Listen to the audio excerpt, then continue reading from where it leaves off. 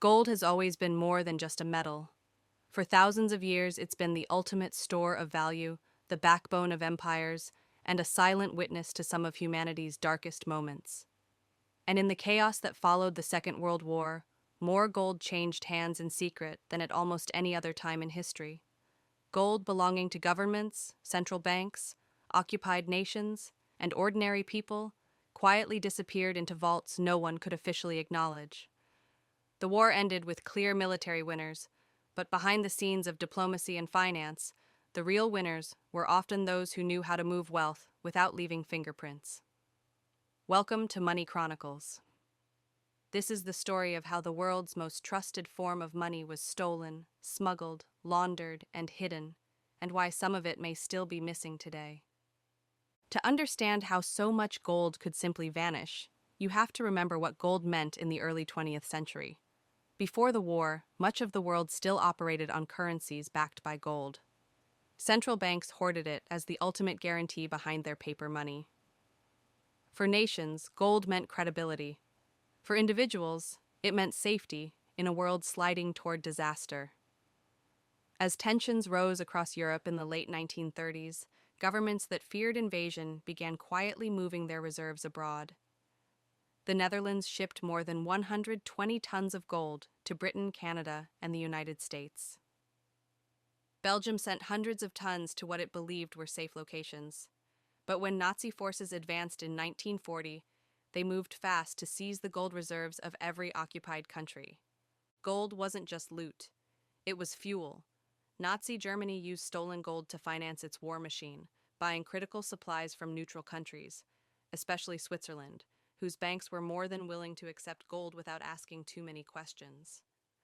One of the most notorious cases involved Belgium's reserves. Before the occupation, Belgium had transferred 198 tons of gold to the Bank of France for safekeeping. When France fell, that gold was supposedly shipped to West Africa for protection. Instead, it quietly made its way back into the hands of the Reichsbank, directly financing the Nazi war effort. Some countries tried to stay one step ahead. Poland, anticipating invasion, carried out a daring evacuation of its gold reserves, moving them across Romania and Turkey, and eventually to the United States and Canada. Even so, enormous amounts of gold across occupied Europe ended up in Nazi hands. Much of it was melted down, recast, and stripped of identifying marks to erase its origins. But the Nazis were only part of the story.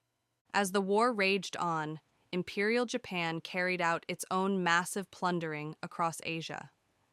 In China, Southeast Asia, and the Philippines, Japanese forces seized gold, silver, gemstones, and cultural treasures, a campaign later associated with what became known as the Golden Lily Operation.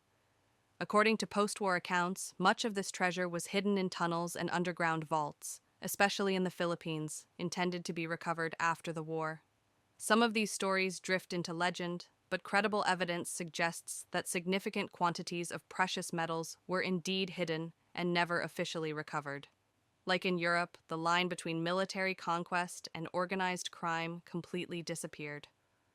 By 1945, as Allied forces closed in, both German and Japanese authorities scrambled to move or conceal what they could.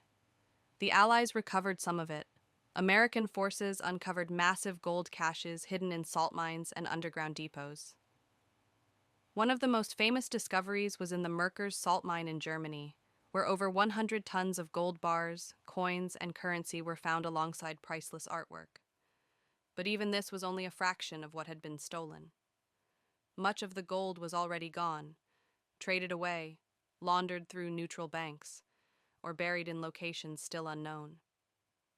After the war, the story shifted from theft to geopolitics.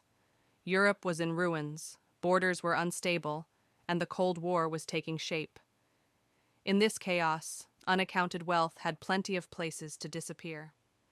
In 1946, the Allies created the Tripartite Gold Commission to return recovered gold to the countries it had been stolen from. Over decades, the commission redistributed about 336 tons of gold. But compared to the thousands of tons believed to have been seized during the war, this was only a small piece of the puzzle. The rest had quietly slipped into private vaults, undeclared state reserves, or global financial networks that left no clear trail. Neutral countries played a controversial role in this story, especially Switzerland. The Swiss National Bank and private Swiss banks purchased hundreds of millions of dollars worth of gold from Nazi Germany during the war. While some of it may have come from legitimate pre-war reserves, much of it was clearly looted, from occupied nations and even from individuals murdered in the Holocaust. In the late 1990s, investigations confirmed that Swiss banks had knowingly handled stolen gold and maintained secrecy long after the war. Similar accusations later surfaced against banks in Portugal, Spain, Sweden, and Turkey, all of which had acted as intermediaries in wartime gold flows. The post-war years also saw intelligence agencies quietly putting untraceable wealth to use. In a world split between East and West, gold that couldn't be traced to official ledgers was incredibly valuable. Persistent allegations suggest that some missing wartime gold helped fund covert operations, support friendly regimes, and finance anti-communist movements across Europe and Asia. In that sense, the gold didn't vanish. It was recycled into the machinery of a new kind of conflict, fought with influence, money, and secrecy rather than armies. By the 1950s and 60s, financial systems had grown more complex, but gold still sat at the center under the Bretton Woods system. Officially, reserves were declared and prices fixed. Unofficially, some countries likely held more gold than they admitted, and some of the gold in official vaults had uncomfortable origins. Nations rebuilding after the war often chose stability over transparency. Where the gold came from was a question few wanted to ask. And the mystery hasn't gone away. Even today, stories still surface: buried caches found in forests, trains supposedly hidden in mountain tunnels, shipwrecks carrying wartime gold. Many of these claims are exaggerated. Some aren't. The historical record is clear. Vast quantities of gold went missing between 1939 and 1945, and much of it has never been officially recovered. In today's terms, that's billions of dollars. Symbolically, it's a reminder that in moments of extreme crisis, the rules of ownership and morality often collapse. The real lesson here isn't just about lost gold bars. It's about how wealth disappears. World War II showed how fast assets can be moved, hidden, and transformed when powerful players decide the rules no longer apply. Those same techniques, moving wealth across borders, laundering it through intermediaries, hiding ownership behind layers of structure, are still used today by governments, corporations, and individuals. When crises hit, wealth doesn't vanish. It usually changes hands. For anyone trying to protect their wealth, the takeaway is uncomfortable but clear. Gold may feel like the ultimate safe asset, but its safety depends on where it's stored and who controls it. During the war, gold sitting in a central bank wasn't safe if an invading army could seize it overnight.